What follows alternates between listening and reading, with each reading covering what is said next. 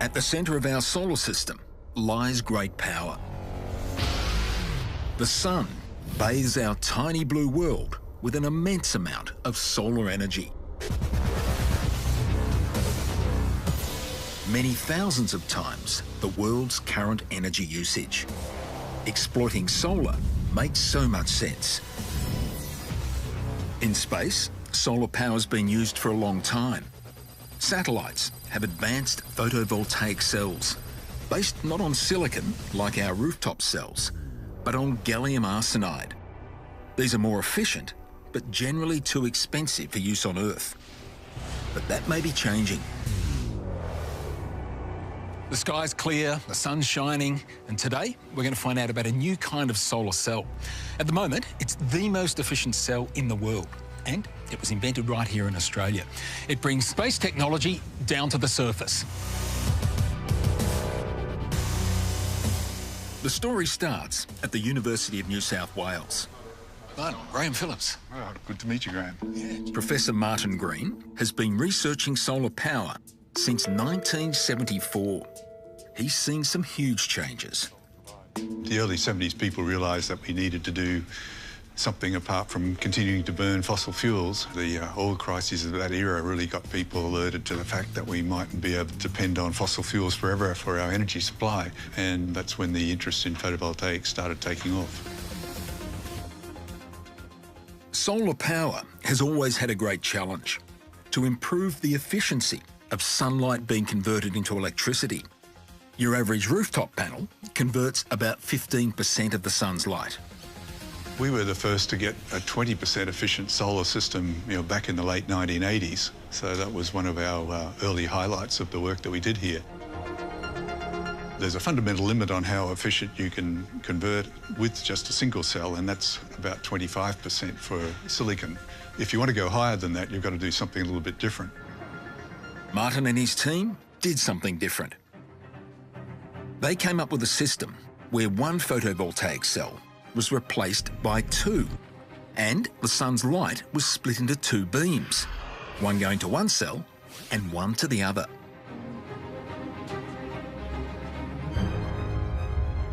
What works the best is if you split the sunlight up into its different colours, much the same as a rainbow does, but you send each different colour to a cell that's specialised in doing that conversion. Standard silicon cells are most efficient for longer wavelengths or colours of light, and gallium arsenide cells are better for shorter wavelengths. The key to this device is this, the filter. Now, the sunlight comes from this direction. Some of the wavelengths pass straight through to the silicon-based cell over here. Other wavelengths are reflected back to the gallium arsenide-based cell.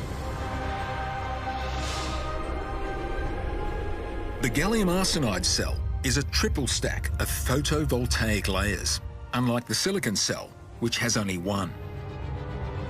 Splitting the sunbeams and using the double cell system produced a staggering 40% efficiency for converting sunlight to electricity, the highest for any commercially viable solar power system.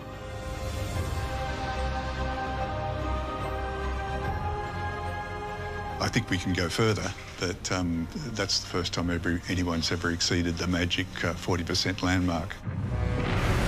Another key to this system is to concentrate the sunlight onto the cell. By focusing the sun's rays, a curved mirror can turn the power of one sun into the power of hundreds. By doing that, you can use more expensive cells, and also they give a higher performance. It focuses and concentrates the light onto the cells at about 365 suns. 365? Yes. So that's a decent amount of heat going on those cells. That's right. And what happens if you sort of misalign things and you've got that kind of power lurking around? Okay, if we do misalign, we can start cooking some of the rubber and plastic parts. Have you done that? Once, yes. To develop their technology further, Martin and Mark partnered with another veteran of Australian solar power, John Lasich. He's built a test facility for concentrated solar cell technology. And he's already solved one of its biggest challenges, cooling the solar cells. While the sunlight hitting the cells needs to be intense, the excess heat created has to be taken away or it causes problems. One of the very big challenges has to be to manage that heat and extract the heat so that we can keep the cells happy and running cool so that they have maximum efficiency. This is a secret, but we can demonstrate it. We can't tell you precisely how, but we've developed an ultra-efficient heat sink that's able to extract a rather large amount of heat from the cells and keep them below 60 degrees. 60 degrees is the maximum operating temperature for these cells. Any higher and they become less efficient. Much like the UNSW prototype, John's system uses mirrors to direct and focus sunlight onto a solar cell. They're called heliostats, and they concentrate the sun up to 700 times. In other words, 700 suns. The cooling system must work extremely well. Back in the lab, John shows me just how good it is. Okay, I think it's time to introduce the blowtorch. The blowtorch? The blowtorch. That's a piece of high-tech equipment, I think, isn't it? Indeed it is, but it needs to be able to extract the heat that is applied by this blowtorch, and that's equivalent to what it needs to do when it's actually operating. Okay, it's yours, not mine, I guess. If there was no cooling present, the blowtorch would do serious damage to the chip. But sure enough, it's stone cold. Stone cold. That is an impressive cooling system. And I guess you need that if you've got the power of 600 or 700 suns hitting those cells. Indeed, and that's one of the secrets that we've cracked, how to do that effectively, cheaply, easily and reliably. John's system uses only a single type of solar cell, not the dual system developed at UNSW. But his cell is made of gallium arsenide and capable of generating a lot of power. On a typical home with solar panels, the panels are so big, 1.5 meters by 1 metre wide. Now imagine 10 of those. Well, the power they generate could be generated with just one of those. So to power an entire home, which would take about 20 conventional panels, the equivalent amount of power would come from 2.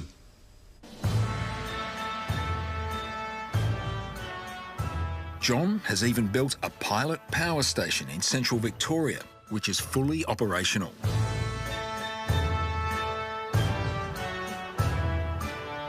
Gee, it's an impressive set of mirrors you've got here. Yeah, it's pretty exciting. How many?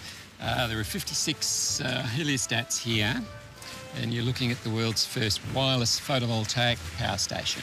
So there are no wires in this field at all. Each heliostat is programmed to track with the sun, so their collective light is always reflected to the top of the tower. There sits 1 square metre of John's gallium arsenide cells. Cooling all that focused sunlight onto the cell requires a supersized version of that top-secret cooling system. When this is up and running, how much power will it generate? This will generate about 220 kilowatts, so that's almost 1/4 megawatt. That's enough to power 75 homes. This system could be multiplied as many times as we like. So if you want 1 megawatt, we would just use 4 of these. If you want 100 megawatts, we would use 400 of these. The efficiency is high regardless of the scale of the project. And the system could be made even more efficient by simply replacing John's gallium arsenide cells with even more efficient ones, like the University of New South Wales dual cells. Regen have demonstrated the concept of focusing light to a central tower and then converting using solar panels there. They were the first to demonstrate that at a reasonable scale. So we're hoping that our improvement will get added as a way of supercharging the performance of that type of system.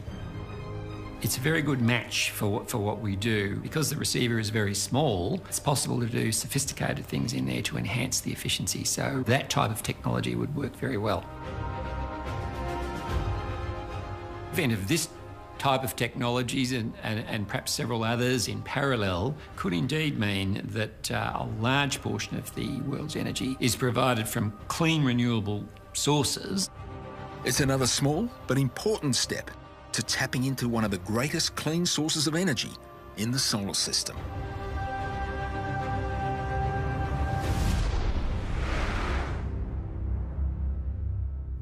it.